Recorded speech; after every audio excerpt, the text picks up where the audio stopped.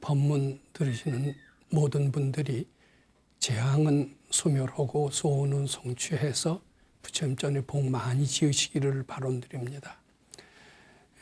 오늘 드릴 말씀은 제 칠판에 쓴 것처럼 새로운 패러다임의 불법으로, 특히 불법의 틀을 새로 바꿉시다. 종교를 개혁합시다.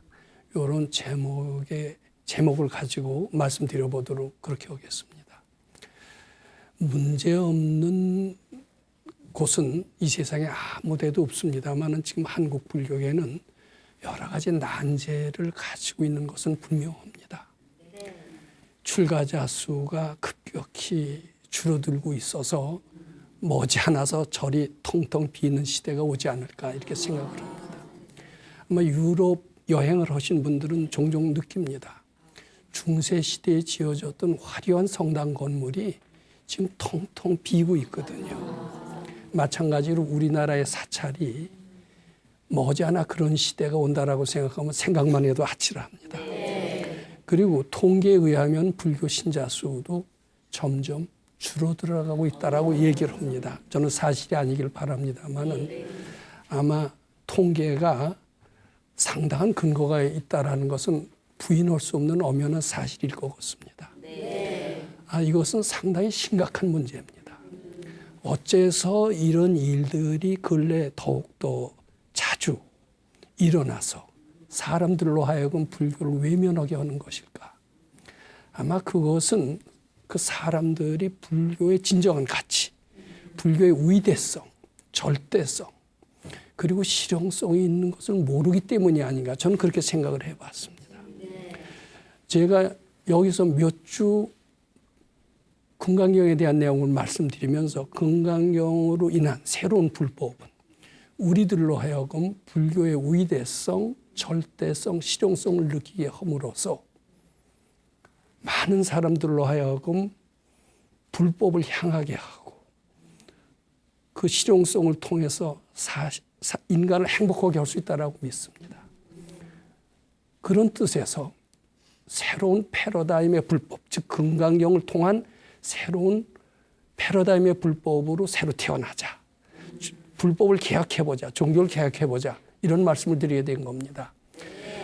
좀 죄송합니다. 사실은 패러다임이라는 외래어를 쓴 것은 좀 죄송합니다. 근데 한 10년 전만 하더라도 패러다임이라는 그런 말을 하는 사람은 아주 적었어요. 근데 요새는 왜 패러다임이라는 말을 안 쓰고 패러다임을 우리말로 억지로 번역을 한다라면은 사고 체계, 사고 방식으로 해석하는 수도 있습니다. 논리 체계 이런 뜻으로 해석을 하는데 새로운 논리 체계로의 불법 이렇게 하는 것보다는 새로운 패러다임으로의 불법 이것이 훨씬 더 실감나서 요새는 우리말로 번역한 논리 체계이니 사고 방식이니 이렇게 말하지 않고요. 패러다임이라는 말로 상당히 보편화되어 있어요. 그래서 외래어 쓴 것을 양해해 주시기 바라고, 제가 말씀드린 금강경을 통한 이런 불법은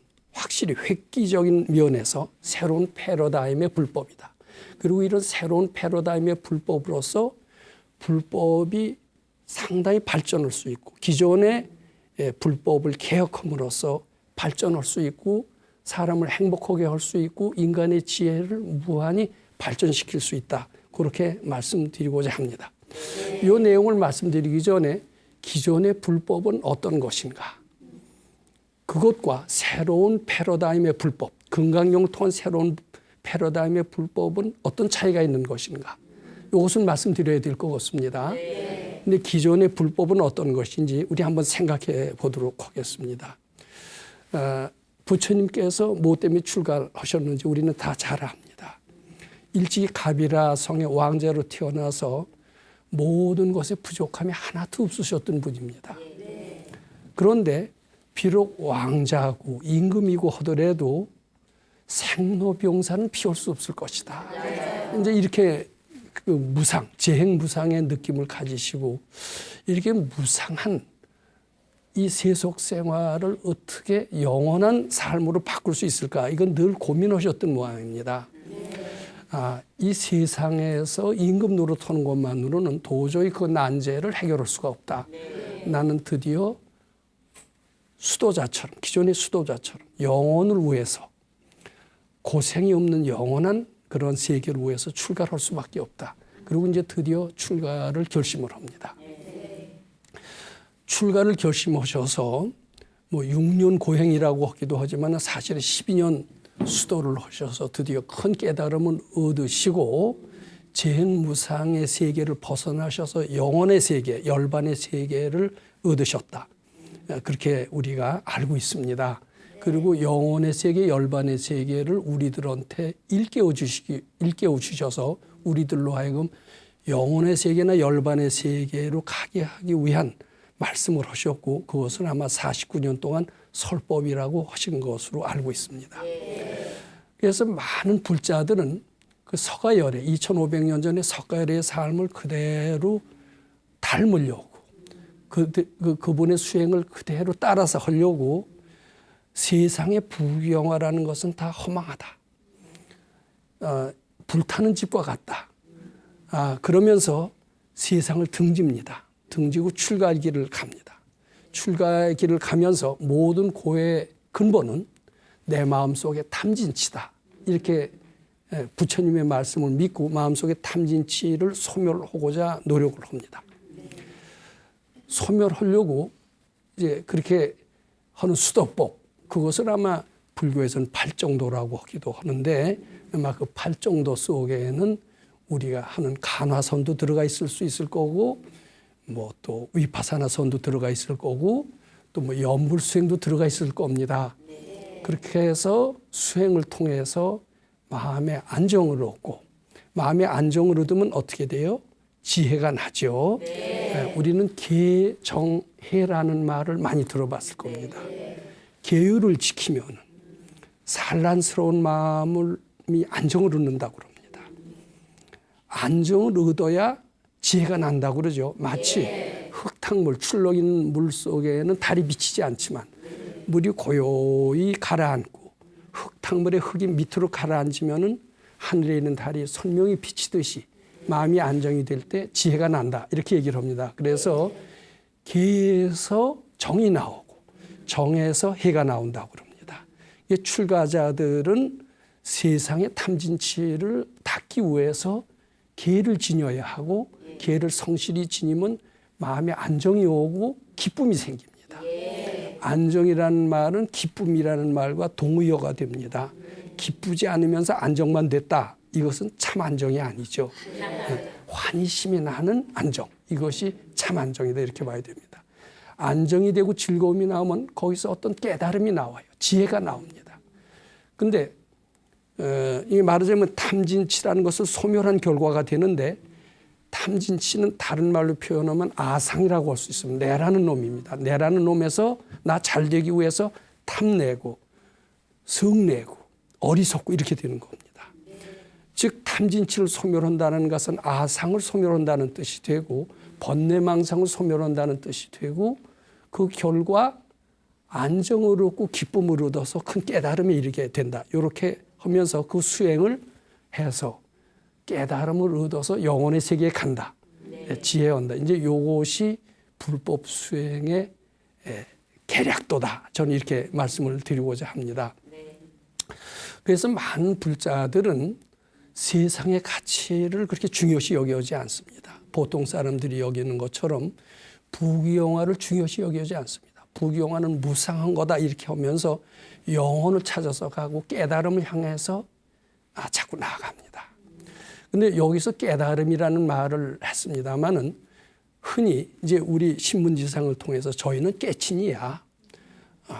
그런 얘기를 종종 하죠. 저희는 큰 스님으로서 깨친이야, 큰 깨달음을 얻으니야, 이런 이야기를 합니다. 이제 거기 깨달음이라는 것은 무슨 뜻이냐면 대각을 이루었다는 뜻입니다. 즉 견성성불을 했다는 뜻이 되죠.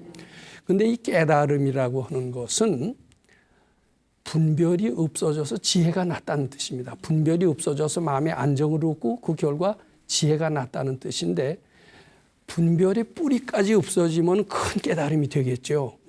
근데 이제 작은 분별이 없어지면 큰 깨달음은 아니더라도 작은 분별이 없어져서 작은 깨달음은 얻을 수 있을 것 같습니다. 근데 지금은 깨달음 하면은 아주 통틀어서 큰 깨달음, 즉 대각만을 의미합니다.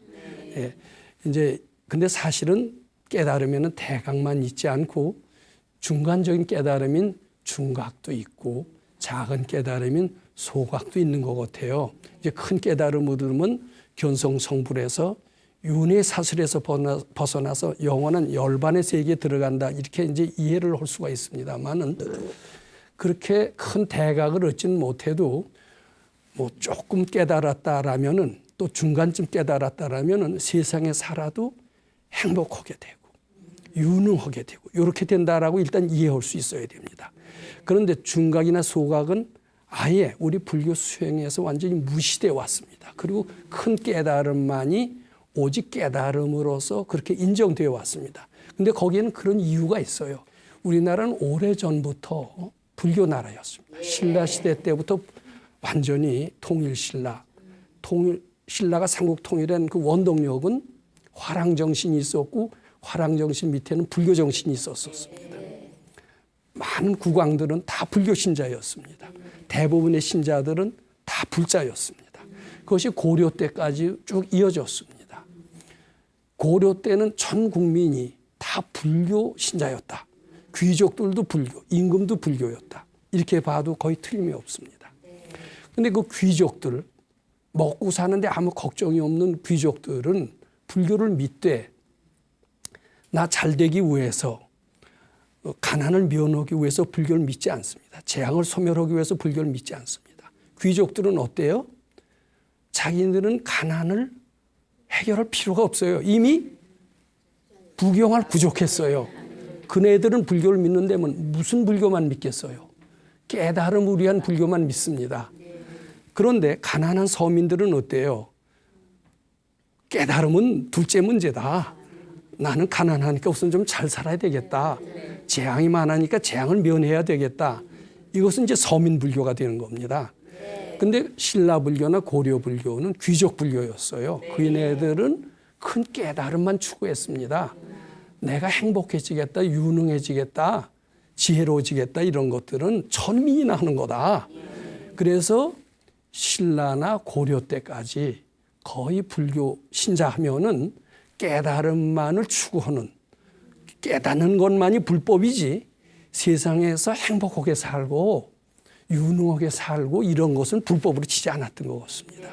그것이 조선시대와도 계속해서 이어졌습니다.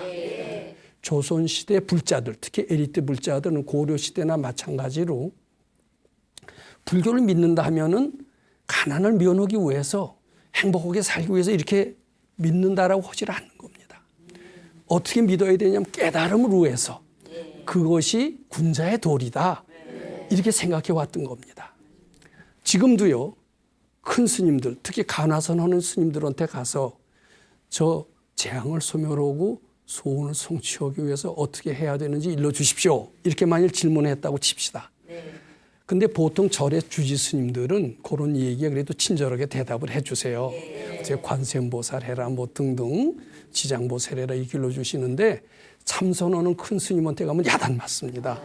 이 사람아, 불교는 그렇게 소원 성취하는 게 아니야. 깨달음을 위한 것이지. 이렇게 얘기를 합니다. 근데 깨달음 얻는 게 쉬워요, 안 쉬워요? 우리는 하지못하게 어렵다는 생각을 가지고 있고요.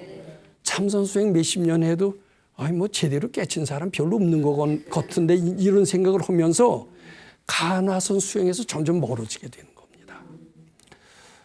자, 이것이 이제 한국 불교의 상당한 문제점이다라고 생각을 하는 겁니다. 지금 한국 불교에는 수행해서 깨달음을 얻는 것은 아주 어렵다, 이런 인식이 불자들한테 상당히 팽배해 있다. 이것을 부정할 수가 없습니다. 그래서 많은 간화선 수행자들은 좀 더 쉬운 수행 방법, 염불선이나 위파사나 선으로 돌아가고 있는 것은 사실입니다. 왜 이런 현상이 나타날까? 또 그리고요, 불법을 통해서 나는 깨달음은 아예 추구하지도 않는다. 고려시대 서민불교와 마찬가지로 가난을 좀 면해보자. 불법에는 그런 이치가 있지 않겠느냐. 또 외로움에서 좀 벗어나자. 또 질병에서 벗어나자 기독교인들은 말기암 같은 데서 기도를 통해서 말기암도 극복했다는 사례가 있는데 불교에서는 그런 사례가 왜 없겠느냐. 깨달음만 추구하는 게 꼭 불교냐. 우리 생활을 개선하는 것도 불교가 아니냐. 이런 생각들을 불자들은 많이 할 수가 있습니다. 네. 거기에 대해서 불교가 어떤 대답을 하고 있느냐. 거기에 대해서 뚜렷한 대답을 잘 못하는 것이 아닌가 이렇게 생각합니다. 왜냐하면은 우리는 신라, 고려, 조선 때부터 불교 하면은 그것은 세상에 잘 살기 위한 그런 가르침이 아니라 영혼을 추구하는 가르침, 큰 대가를 위한 가르침일 뿐이지 그건 귀족 불교의 특성이라고 그랬죠. 조선시대에도 선비들의 그 특성이라고 그랬죠. 네. 그러니까 실용적인 가르침에 대해서 어떤 대안을 제시하지 못했던 것 같습니다. 근데 사실 출가해서 승려가 되더라도요. 굉장히 어려움이 한두 가지가 아니에요. 세상에서 예전에 먹고 살 수가 없어서 승려가 됐다라는 그런 이야기들이 많이 있습니다. 근데 먹고 살 게 없어서 절에 가면은 잘 살 수 있을 것 같아요. 절에 가도 역시 먹고 살기 어려운 점이 있어요. 최근에 어떤 제가 방송을 통해서 어떤 비구니 스님이 출가해서 먹고 살기 어려웠던 그것을 고백하는 것을 들었습니다.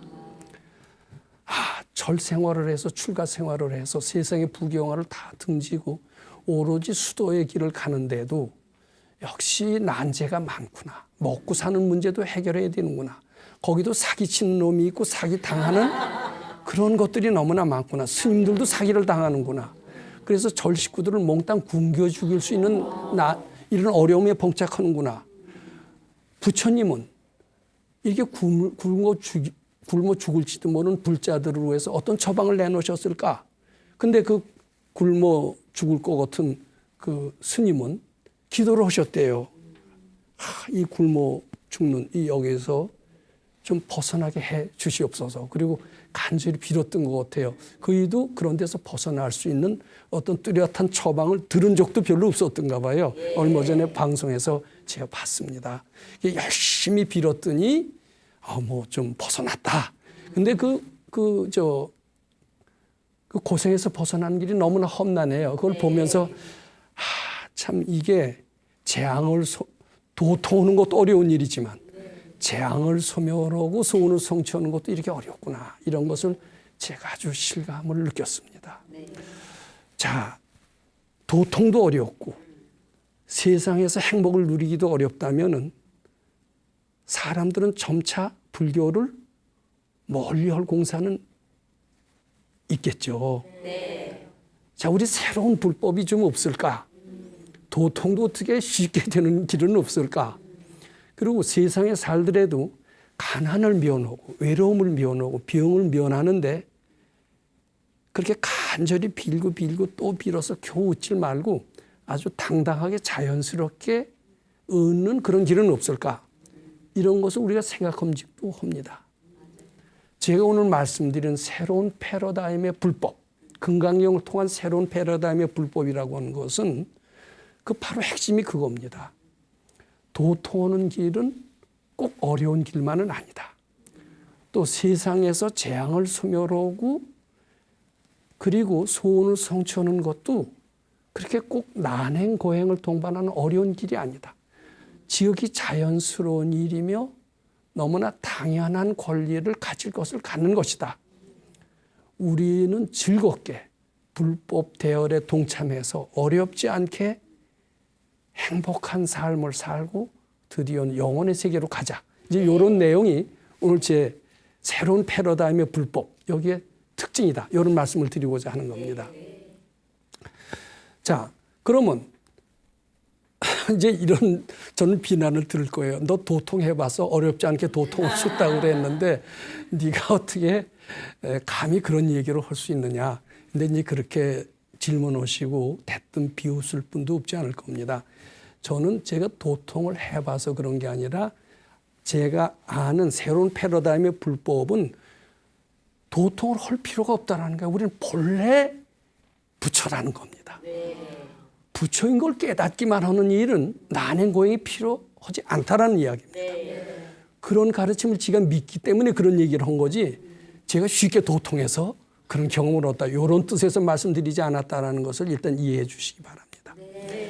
그런데 기존의 불법과 새로운 패러다임의 불법이 틀린 것이 몇 가지가 있어요. 우선 이 고통, 세상에는 여러 가지 고통이 많다라고 봅니다. 특히 고집멸도, 우리 고집멸도라는 사제법문을 들었습니다. 사제법문에는 고통의 사고도 있고 팔고도 있다고 그래요. 생로병사고도 있고 애별리고 구부듣고 원중회고, 세상에 고통이 많습니다. 그 고통은 정말 있는 것 같아요. 그런데 이 대승불교, 즉 금강경에서 말하는 그런 불법에는 이 고라는 것이 본래 있다라고 보지 않습니다. 고라고 생각할 뿐이지 본래 없는 것이다. 고가 본래 있다라고 하면서 그 고를 낙으로 바꾼다는 것은 굉장히 거의 불가능에 가깝습니다. 자기가 고가 있다라고 일단 정해놓으면, 자기가 정해놓고 자기가 바꾼다라는 것은 자기 아상이 깨어지는 어떤 노력이 동반되기 전에는 그것을 낙으로 바꾸거나 다른 것으로 바꿀 수가 없어요. 근데 이것이 본래 고가 착각이다, 고라고 생각하는 것 자체가 참이 아니다, 허상이다라고 얘기를 한다라면은 그 고에서 벗어나는 것은 지극히 자연스러운 일이고 어렵지 않다라는 것을 어렵지 않게 알 수가 있습니다. 그리고 이제 우리는 보통 학교 다니는 학생들은 공부하기 어렵다, 그렇게 얘기를 하고, 수도하는 이들은 수도하기 어렵다, 이렇게 얘기를 합니다. 무식업, 쥐업을 어떻게 참여하느냐. 가난한 사람이 부자가 되려면, 가난한 것은 왜 가난했느냐. 전생에 남한테 주지 않고 베풀지 않고 인색하게 놀았으니 그 과보를 받아서 금생에 당연히 가난해진 것이다. 그러면 이 가난한 것을 부자로 되려면은 네 마음을 남한테 인색하고 안 주려고 하는 마음을 부자 마음으로, 주는 마음으로 바꿔야 이제 부자가 되는데, 그것은 지금부터 부자 연습을 해도 내생이나 될지 말지 하지. 맞아. 전생에 인색한 마음을 금생에 웬만큼 수도해서 부자 마음으로 바꿔서 그 부자가 된다라는 것은 아주 어려운 일이다. 이렇게 얘기를 하면서 지극히 참회가 되기 전에는 가난한 사람이 금생에 부자가 된다는 것은 매우 불가능한 일이다. 이렇게 스님들이 많이 얘기를 하시는 것 같아요. 어떻게 보면 인과응보의 도리로 봐서는 지극히 당연한 말씀을 하시는 것이다, 이렇게 생각을 합니다. 이제 그 말씀 속에는 지가 지어진 죄업을 바꿀 수 없다. 지가 지어진 죄는 그대로 받아야 된다. 이런 그 인과응보의 진리를 그대로 포함하고 있고 언뜻 봐서 틀리지가 않습니다. 근데 그 말 속에는 무엇이 들어있냐면 죄업이 진짜 있다. 죄진 것은 죄 받아야 된다. 죄라는 것은 실제로 있다. 이것이 전제되어 있습니다. 이것이 기존의 불법입니다. 그런데 금강경에서 말하는 새로운 패러다임의 불법은 뭐냐 하면은 죄는 진짜 있는 게 아니다, 허상이다, 이렇게 믿는 겁니다. 죄가 진짜 있다. 죄를 지어서 결국 그 과보가 반드시 있다. 이렇게 믿는 한은 그 가난이면 가난, 외로움이면 외로움, 비용고에서 벗어날 수 있을까요, 없을까요? 벗어날 수가 없어요. 근데 그것이 허상이다라고 믿고, 그리고 그 믿음대로 부지런히 복짓고 노력을 한다라면은 그것을 벗어나는 것은 불가능하지가 않습니다. 어찌하면 금생에 가능하고 자연스럽게 될 수 있다, 이렇게 볼 수가 있습니다. 그러면 나아가서는 도통은 굉장히 어려운 걸로 봅니다. 왜냐하면 무식업으로 지은 죄업이 있기 때문에 그 죄업을 다 해탈하고, 그 해탈하는 것은 어렵듯이 도통도 어렵다, 이렇게 되는데, 만일 그 죄업 자체가 허상이라고 금방 알기만 한다라면은 죄업을 벗어나는 것은 반드시 어려운 것만도 아니고, 따라서 영혼의 세계로 간다라는 것 자체가 그렇게 꼭 어려운 것은 아니고, 어떻게 보면 지극히 자연스럽게 쉽게 될 수 있다, 이런 결론에 도달하게 됩니다. 그래서 어떤 큰 스님은 이런 얘기를 했어요. 도통하는 것은 세수할 때 얼굴 만지는 것이 너무나 쉽듯이 너무나 쉽고 자연스러운 일이다, 이렇게 말씀하신 적이 있습니다. 그것은 뭐냐면 도통하는데 난행고행이 꼭 필요 없다, 이런 뜻이고, 그 말씀 속에는 죄업이니 아상이니 하는 것이 꼭 정해져 있는 것이 아니라 허상일 뿐이다. 허상만 알면은 아주 자연스럽게 열반의 세계에 들어갈 수 있다, 이런 뜻이 되는 겁니다. 자, 그러면 자연스럽게 도통하고 자연스럽게 영혼의 세계로 들어간다면은 불법 한번 해볼 만하지 않아요? 우리 얼마나 오랫동안 탕자의 삶 속에서 고생을 많이 했습니까? 그리고 누구한테 천대받고 열등감 속에서 얼마나 시달려 왔습니까? 이런 새로운 패러다임의 불법을 만나서 행복해지고 유능해질 뿐만 아니라 쉽게 부처님 세계에 갈 수 있다면 이것은 매우 희소식이 될 것이고, 자, 우리 한번 내가 지금까지 말씀하신 내용을 도표로 정리를 했어요. 정리한 것을 한번 같이 검토해 보도록 그렇게 하겠습니다. 자, 여기를 좀 봐주시기 바랍니다. 우리는 새로운 패러다임의 불법입니다. 이제 첫 번째라고 하는 것은 기존의 불법, 기존의 종교의 틀을 벗어나자, 이런 뜻으로 종교 개혁이라는 말을 썼습니다. 그리고 여기 이제 이 도표를 보세요. 도표를 보면 기존의 불법과 금강경이 제시하는 새 불법, 새로운 패러다임의 불법입니다. 자, 우리는 이런 패러다임의 불법을 무엇이냐, 기존의 불법과 어떤 것이 틀린 것이냐, 이런 것을 잘 알아서 이쪽을 실천함으로써 빠른 시일 내에 행복해지시고 나아가서는 밝아지시자, 이렇게 한번 생각해 보자는 겁니다. 우선 기존의 불법은요, 인간의 존재를 어떻게 규정을 했느냐 하면 허약한 존재로 규정하는 것 같아요. 자, 세상은 고가 많다. 사고팔고가 있다. 생로병사가 있다. 우리는 죽음에서 벗어날 수가 없다. 그 자체가 어때요? 인간을 굉장히 왜소하게 만들어요? 왜소하게 만들어요. 우리는 죽음에서 영원히 벗어날 수 없어요. 고통이 오면 고통을 당할 수밖에 없다는 것을 전제하고 있잖아요. 인간을 허약한 존재로 보고 있는 겁니다. 근데 고가 있다. 인간은 허약한 존재다. 그렇게 딱 믿고 있는 한은 고통에서 쉽게 벗어날 수 있을까요? 없을까요? 또 인간은 나는 허약한 존재다. 열등한 존재다. 부처님 앞에 열심히 빌어야 겨우 얻을까 말까 한다. 이렇게 스스로 열등하게 믿고 있는 한은 그런 궁한 삶에서 벗어난다는 것은 매우 어렵게 될 수밖에 없습니다. 이건 심리학자들도 그렇게 얘기를 할 겁니다. 그런데 새로운 금강경에서 제시하는 새 불법은 어떠냐면 우리 인간은 창조주로 봐요. 기독교에서 얘기하는 위대한 하나님, 그것과 같은 반열로 보는 겁니다. 일체 중생 시류불성, 모든 중생의 마음에는 다 부처의 성품이 있다. 이건 누구의 얘기입니까? 부처님의 말씀이죠. 부처님이 이미 뭐라고 그랬냐면 우리 인간은 부처님과 똑같은 위대한 존재라고 이미 말씀해 놓으셨어요.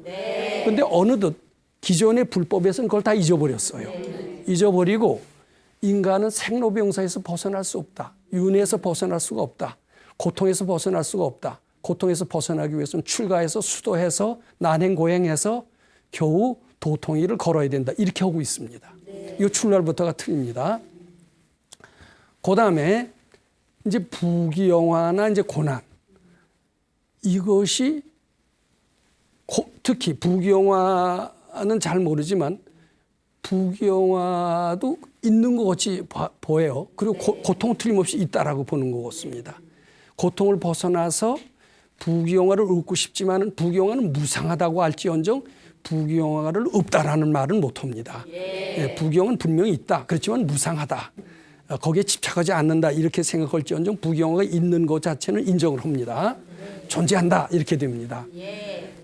그런데 고통이 존재한다라고 보는 한은 고통을 바꿔서 낙을 만든다는 것은 상당한 노력이 있기 전에는 힘들다는 것은 어렵지 않게 할 수가 있습니다.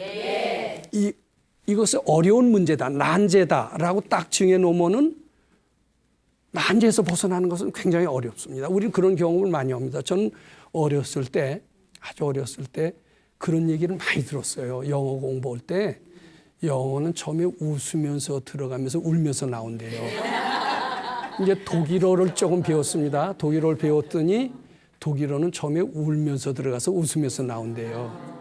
그래서 그 말을 자꾸 들으니까 세뇌가 됐어요. 그래서 제가 영어를 중학교 때 곧잘 했는데 나중에 영어를 못하게 됐어요. 근데 실력이 없어서 못하게 된 게 아니라 영어는 웃으면서 들어가서 울면서 들어간다 그 말에 자꾸 세뇌가 되니까 거기서 못 벗어난 거예요. 저는 그렇게 생각을 지금도 합니다. 그런데 이 고난이라는 게 존재한다라고 딱 그렇게 믿으면 사실 죽음이라는 게 얼마나 슬프냐 힘드냐 그 말을 우린 드라마를 통해서도 보고 헤어지고 슬프고 울고 땅을 치고 이런 거 많이 봐요 안 봐요? 봐요. 그러면서 세뇌가 됐어요. 고통이라는 것은 있는 것이다. 부귀영화에서 출세해서 이런 거 보면 부귀영화는 있는 것이다. 어느덧 이렇게 믿게 되죠. 네. 근데 기존의 불법에서도 그걸 인정하고 거기서 벗어나기 위해서는 하나님한테 매달려야 되고 부처님한테 매달려야 되고 수도를 해야 되고 이렇게 얘기를 합니다. 일단 인정해놓고 수도한다라는 것은 효과적인 방법은 아닐 거라고 생각합니다. 근데 금강경에서 제시하는 새 불법은 부귀영화건 고난이건 이게 본래 허상이라는 거예요. 착각이라는 거예요. 본래 없는 것이라는 거예요. 이렇게 놓고 보니까 거기서 벗어나는 게 그렇게 어렵지가 않아요. 그렇게 자기가 증오지를 않았기 때문에. 난제라는 것도 그렇게 난제라고 이름을 짓는 한은 난제에서 벗어날 수가 없다. 난제가 허상이라고 하는 한은 벗어날 수 있다. 절체절명의 위기도 있다라고 보면은 못 벗어난다. 그렇지만 그것이 본래 없다라고 믿는 한은 벗어날 수 있다. 이렇게 되는 겁니다. 쉽게 벗어날 수 있다라는 겁니다. 자, 금강경에 뭐라고 그런 표현이 잘 나오느냐 하면은 여러 구절에서 금강경에서 그 표현이 나옵니다. 3분에 보면 실무중생 득멸도자라는 말이 나옵니다. 깨치고 수도할 게 없다라는 거예요. 우리는 뭐를 깨쳤느냐, 수도에서 뭐를 얻었느냐 이런 얘기를 합니다. 근데 금강경에서는 뭐냐면 깨칠 것도 없어. 뭐 깨칠 것이 있다라고 우리는 추구하고 가지만 사실 깨칠 것도 없어. 열반이랄 것도 없어. 또 중생을 제도한다고 그러지만 제도할 중생도 없어. 이렇게 되는 겁니다. 고난이라는 것도 본래 없는 것이요. 출발부터가 그렇게 하고 들어가는 거예요. 이제 그리고 모든 고난이라고 하는 것도 내 마음 속에서 허상, 착각이 만들어낸 허상이라는 겁니다. 내 마음 속에 그 착각의 소질만 없어진다면 겉에 나타난 고난이라는 것도 쉽게 없어진다는 겁니다. 근데 겉에 고난을 딱 인정을 해놓고 거기서 벗어나려고 하면은 옴짝달싹 못하고 굉장히 힘들다는 얘기예요. 이게 출발이 굉장히 중요합니다. 우리 의상 스님의 법성계를 아시죠? 초발심시 변정각 이런 말이 있습니다. 처음에 한번 제대로 깨치면은 처음에 출발을 제대로 한다라면 처음부터 난제라고 이름 짓지 않는다면 바로 쉽게 난제에서 벗어날 수 있다는 얘기입니다. 처음부터 죽음이 본래 없는 줄 알고 수도를 한다라면 죽음에서 벗어날 수 있다. 이런 뜻도 됩니다.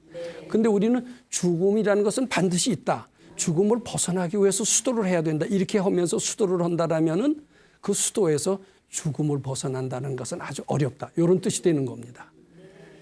자, 그렇게 해서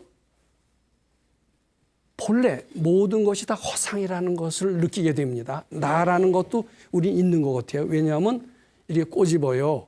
꼬집으면 아프거든요.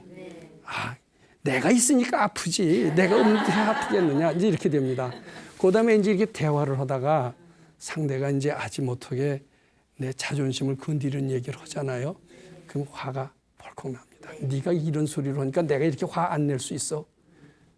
그때 이제 내라는 말이 등장합니다. 이제 꼬집을 때, 누가 나를 화나게 할 때, 또 다이아몬드가 눈앞에 딱 있어서 할 때, 갖고 싶다. 누가 갖고 싶어요? 내가 갖고 싶어요. 근데 이런 나라는 것도 알고 보면 다 참이 아니라 착각이고 허상이라는 겁니다. 나라는 것이 실제로 있는 게 아니래요. 나는 본래 없는데 무슨 사건이 있을 때 나라는 말이 새롭게 등장하는 것뿐이라는 겁니다. 근데 이렇게 이제 금강경을 자꾸 하다 보면 내가 없어지면서 너와 나가 이렇게 다르게 봤는데 다르다는 생각이 지워지는 거예요. 그것뿐만 아니라 나와 부처는 다른 것 같아요. 나는 부처님 저 높은 곳에 계세요. 기독교 신자들이 저 높은 곳을 향하여 날마다 나아갑니다 하면 그 마음 속에는 하나님과 나는 완전히 다른 존재라는 것을 의미하고 있죠. 네. 마찬가지로 우리도 부처님은 저 높은 곳에 계시고 우리는 그냥 고통이 가득 찬 이 사바세계에서 허덕허덕 하는 거 같잖아요. 네. 근데 이 금강경 가르침에 의하면은 부처님과 난 본래 다르지 않다라는 존재입니다. 그래서 너와 나 중생과 부처는 기존의 불법에서는 다르다라고 봅니다. 그래서 너희들은 깨달음으로 해서 부지런히 수도하면 부처가 될 것이다. 아라한이 될 것이다. 이렇게 얘기하면서 그쪽을 향해서 나가라고 그럽니다. 그러니까 그 길은 상당히 험할 수밖에 없어요. 그런데 처음부터 나는 본래 부처인데 이렇게 출발하는 게 맞다라는 거예요.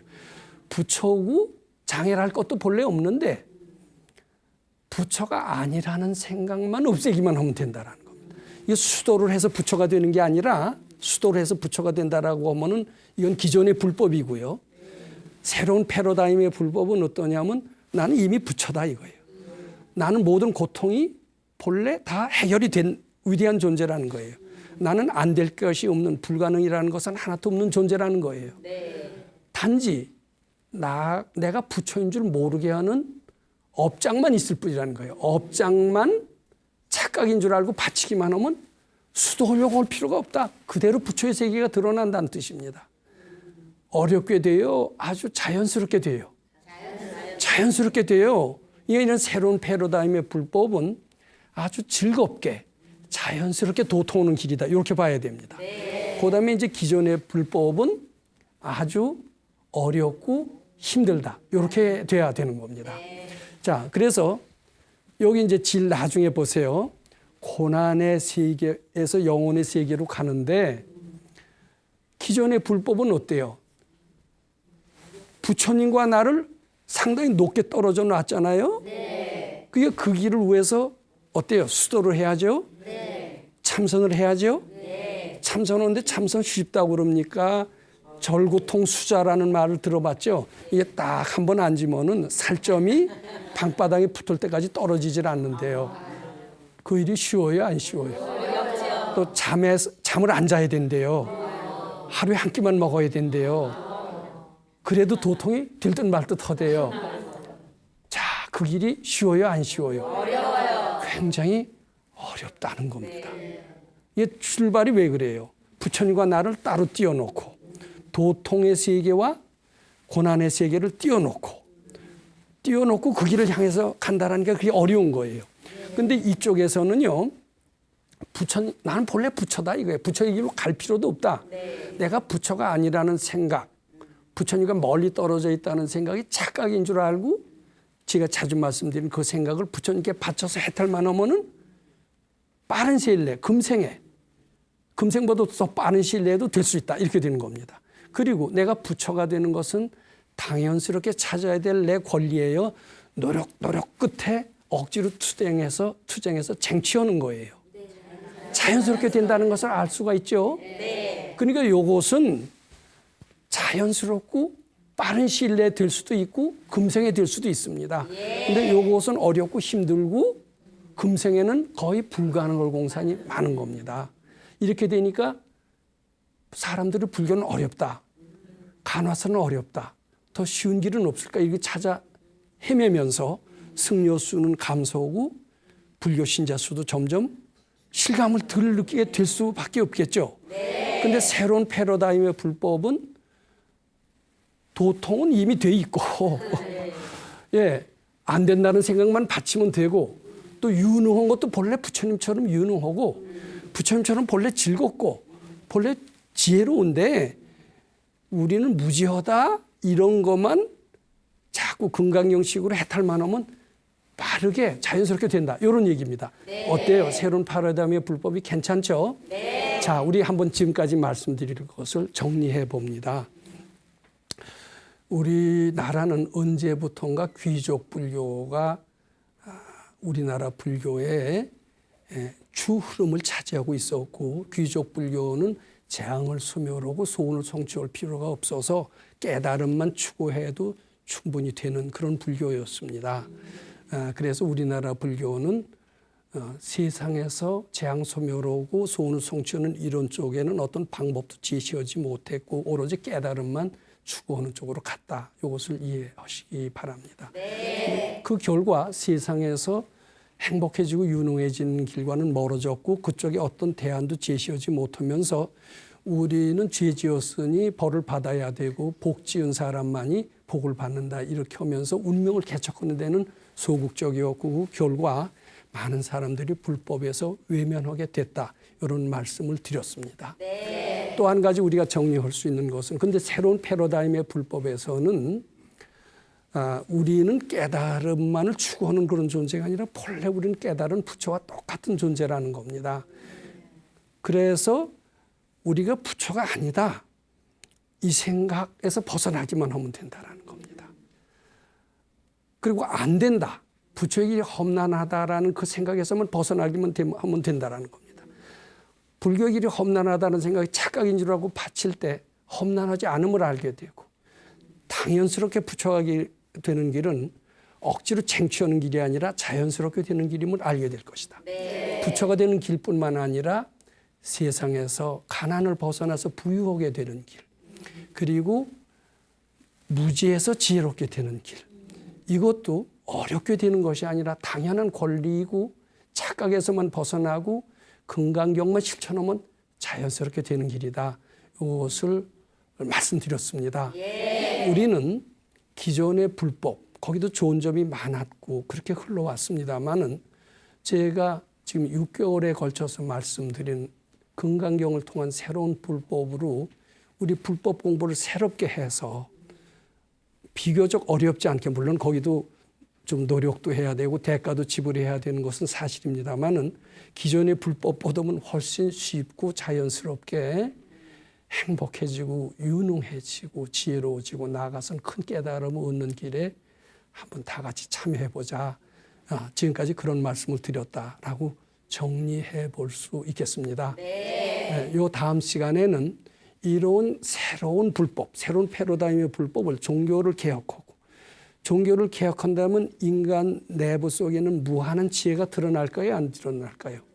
새로운 지혜는 말하자면 예전에 중세시대에 신중심 시대에서 종교개혁을 하니까 르네상스가 일어났죠. 네. 마찬가지로 우리도 지금 종교개혁을 하면 인간 내면에 부처님과 똑같은 무한한 지혜가 샘솟듯 솟아나오면서 새로운 불법의 르네상스가 일어날 수 있다. 이런 내용을 요 다음 시간에 말씀드리도록 하겠습니다. 네. 감사합니다.